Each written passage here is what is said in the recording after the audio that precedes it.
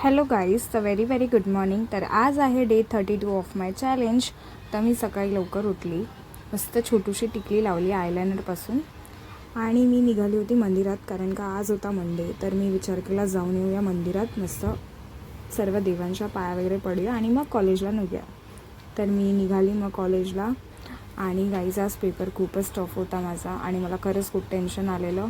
तर मी मनस्वीची थोडी वाट बघत बसली होती. तर तेवढ्यात मॅडम आल्या आणि तिचा पण आज मूड नव्हता, कारण का आमच्या दोघींचे पण पेपर भरपूर टफ होते. तर आम्ही एक्झामिनेशन हॉलसाठी निघालो पण होतो.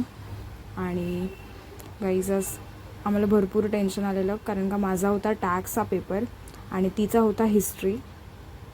तर पेपरवरनं जाऊन तर आलो. गाईज आमचे पेपर एवढे टफ होते आजचे, बट आम्ही क्रॅक केलेले आहेत. कोणता होता तुझा आज? हिस्ट्री. अरे हां, मला त्यांनी विचारलं की तुझा पेपर कोणता होता. मला 2 मिनिटासाठी लक्षातच नाही काय बोलू. बघितलं, इथून सुरुवात आहे. पेपरला जातो आणि पेपरच माहिती नाही आहे कोणता. गाईज खरंच पेपर खूप छान गेला. रात्रभर जागून अभ्यास करण्याचे काहीतरी फायदे भेटले. अरे तुला माहिती आहे लेजिट, मी ना जेव्हा क्वेश्चन पेपर बघितला ना, जे 10 मार्क्स होते ना, उडे नल्ले फिरले.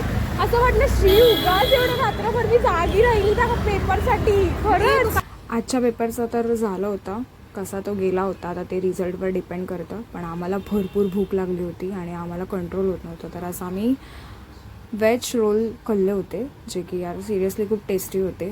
त्यानंतर मग मी घरी निघाली. तर घरी येऊन मी थोडा अभ्यास केला. आणि गाईज आज मम्मीनी बरेच दिवसांनी मस्त गरम गरम पावभाजी बनवली होती, तर त्याचा मस्त आस्वाद घेतला आणि अगेन अभ्यासाला कंटिन्यू केला. So that's it for the day. Bye.